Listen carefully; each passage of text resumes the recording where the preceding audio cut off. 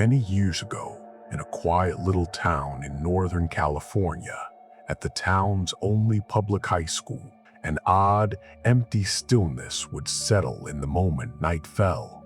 During the day, the building buzzed with the noise of students and teachers, but after 8 at night, it seemed to turn into a completely different world.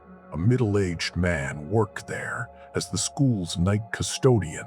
Every day, from 8 in the evening until 4 in the morning, it was his job to keep every hallway, classroom, and office in the huge building clean. Back then, there was no security guard on duty. All the building's heavy doors were secured with automatic mechanical locks, so once they locked, it was practically impossible for anyone to slip inside from outside without being noticed. That was exactly why the school at night often felt to him wrapped in an uncomfortable silence. Like every other night, he started his work as usual. Across the empty hallways, there was no sound at all except the scrape of his broom and the faint hum of the ventilation system somewhere in the distance. At one point while he was working, a metallic scraping sound drifted over from the far end of the hallway, as if something heavy was slowly being dragged across the floor. The sound was so clear that he immediately stopped what he was doing, grabbed his flashlight, and walked through the whole building to check. He checked every classroom, every storeroom, and every emergency exit, but he didn't see anyone anywhere. All the doors were still locked, just as before. Finding no sign of anything out of the ordinary, he eventually told himself it was probably just the normal sound of the old building's pipes or metal framework settling. After that, he went back to work. The light had grown even deeper by then. After working non-stop for several hours, he went to the staff break room to shake off his tiredness, sat down in a chair, and closed his eyes for a little while. Right then, a steady knocking sound coming from the window broke him out of his doze. Startled, he looked up and saw a faint face pressed against the break room window from outside, and beside it, the blurred shape of another shadowy figure standing there.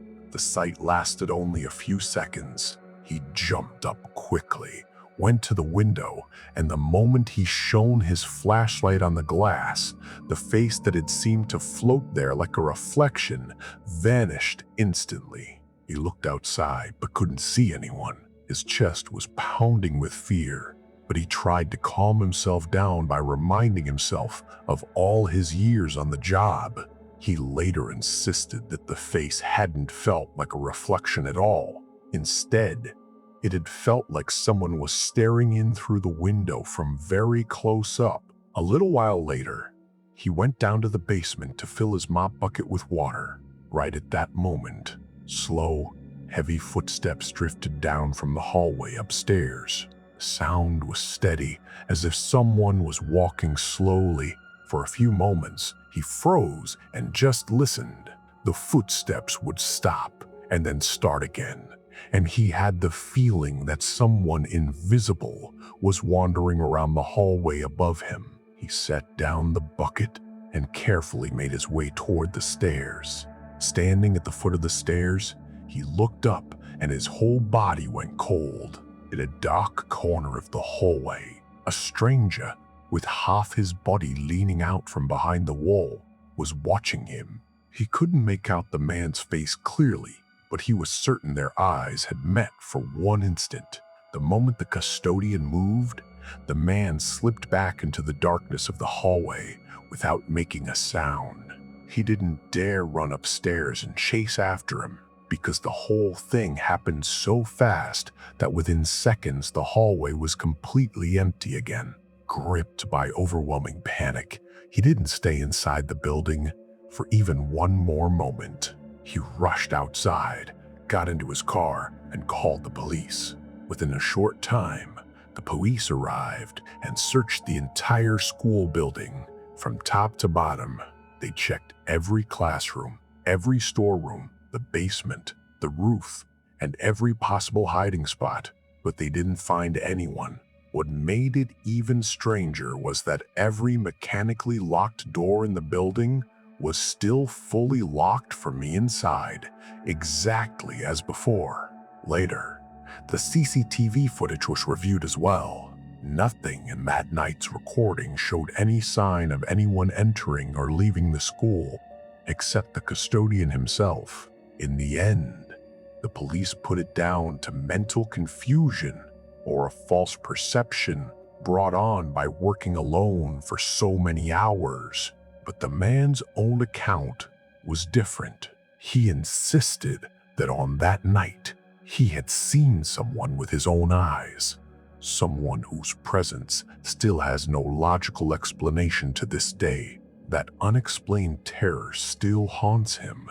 After that night, he never went back into that school building again, and the very next day, he quit his job as night custodian for good.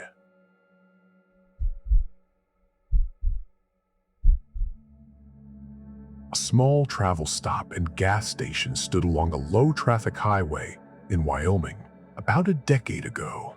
On a bitterly cold winter night, Mark was working the night shift there alone. For miles around, the only signs of life were a few scattered small towns. Once deep night fell, the whole area would grow so silent it felt like standing in some dead, forsaken stretch of land, cut off from the rest of the world. It was almost 11 at night. Mark was standing behind the counter, checking the inventory. Outside, all he could hear was the low whistle of the freezing wind. He hadn't heard a car pull up, the door chime ring, or even tires crunching outside. Nothing at all. And yet, an unnatural chill suddenly ran down his spine. Uneasy without knowing why, he slowly turned around and saw a stranger standing silently right behind him. Even though the man had come that close, Mark hadn't heard a single sound of his approach. In the dim light, the man's face looked ordinary enough, but there was something in his fixed, empty stare that instantly filled Mark with an inexplicable unease. The man didn't say anything unnecessary. In a low, almost whispering voice, he only asked for permission to use the shower room at the back of the gas station. A request like that in the middle of the night was unusual, but since tired long-haul truckers or travelers sometimes use that facility, Mark didn't think much of it. He took the key hanging on the wall and handed it to the man. The man walked slowly inside. A long time passed after that. Normally, someone would come back out within a few minutes, but there was no sign of the man at all. Mark's curiosity slowly turned into unease. He walked up to the shower room and knocked on the door several times, calling for the man to come out, but there was no answer from inside.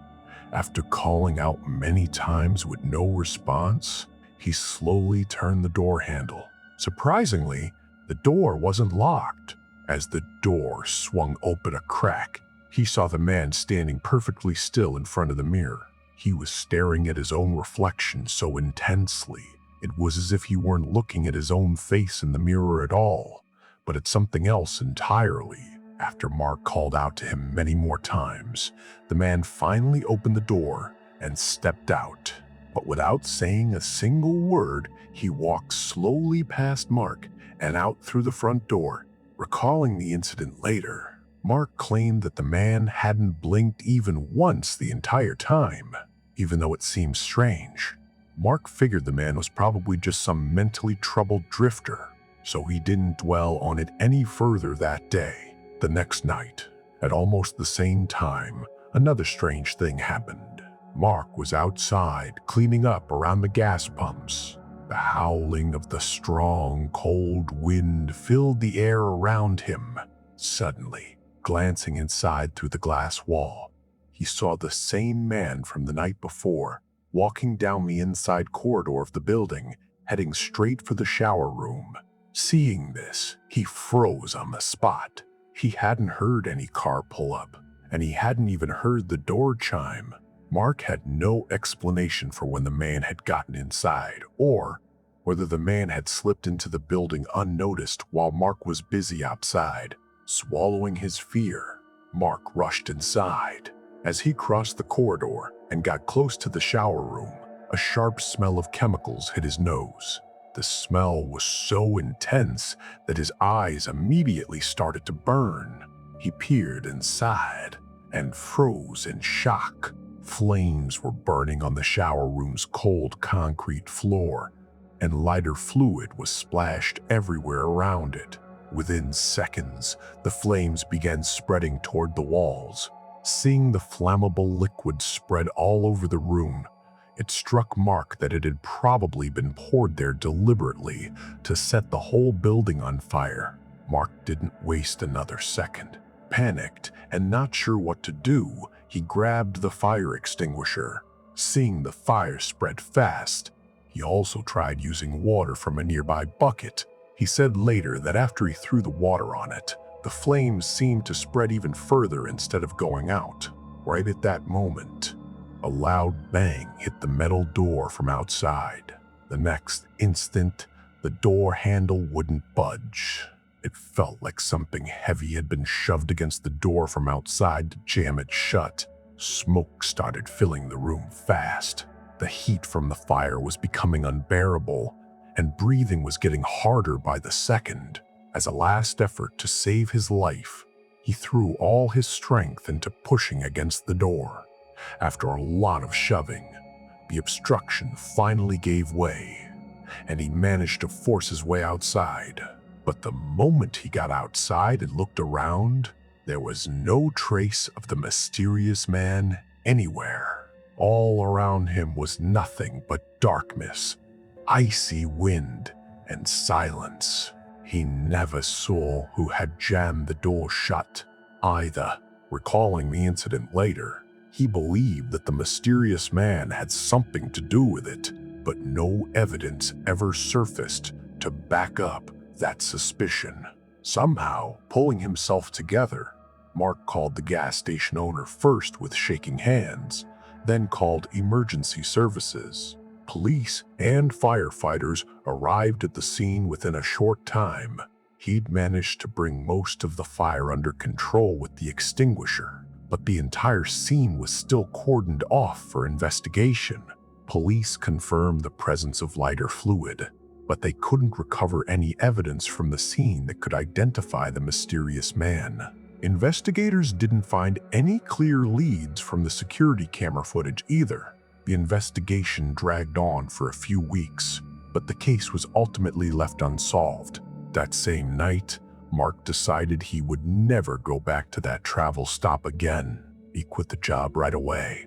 Even after many years, the fire from that night, the silent presence of the stranger standing before the shower room mirror, and his empty, unfeeling stare still haunt him to this day.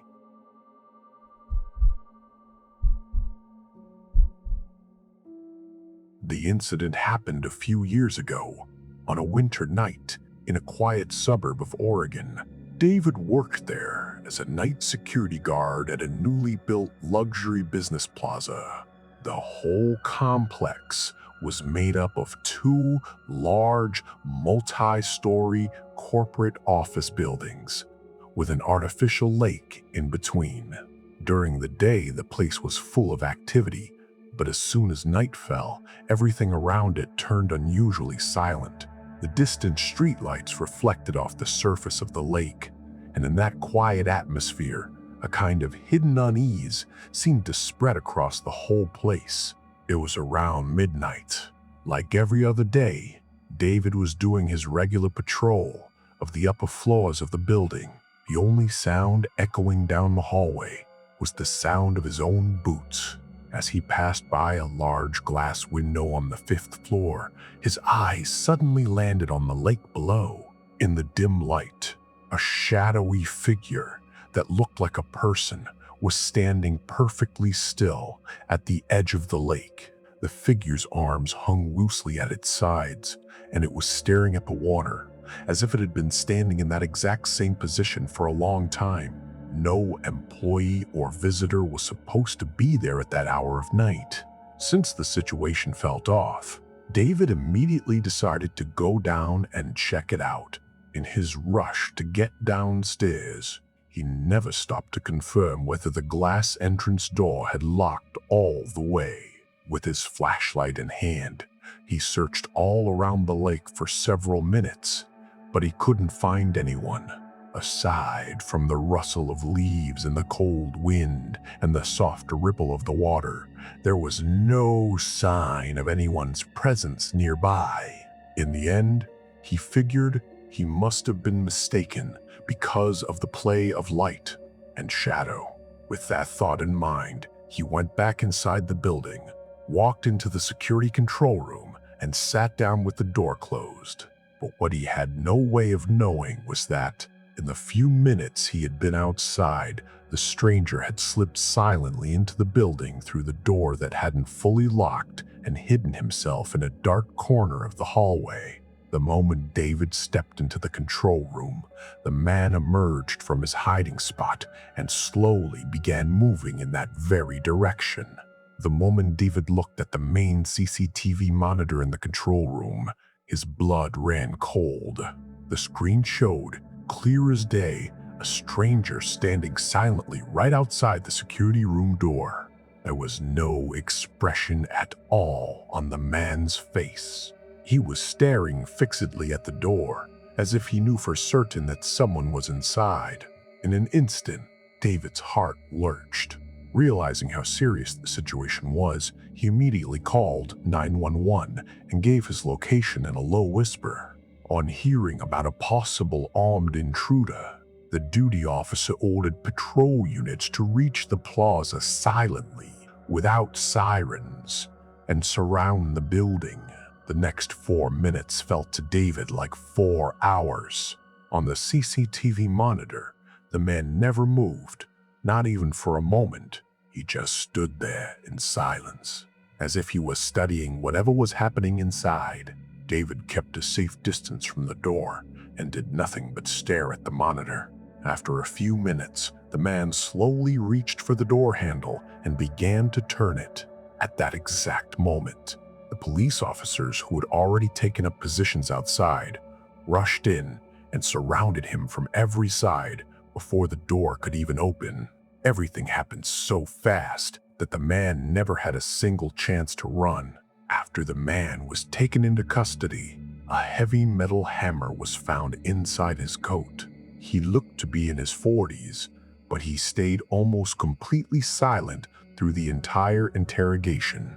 The police got no answers about why he had come there, how he knew about the place, or what his real intentions were. Even the investigation turned up nothing that could offer a satisfying explanation for why he had been there. After the incident, David asked to review the CCTV footage from the very beginning. As he rewound the footage and watched it closely, his blood turned to ice. It showed that at the exact moment he had gone outside to search for the shadowy figure by the lake, the man had slipped into the building through the door that hadn't fully locked. After that, he had hidden in a dark corner of the hallway and waited. The instant David came back and stepped into the security room, the man came out of hiding and slowly started moving toward him.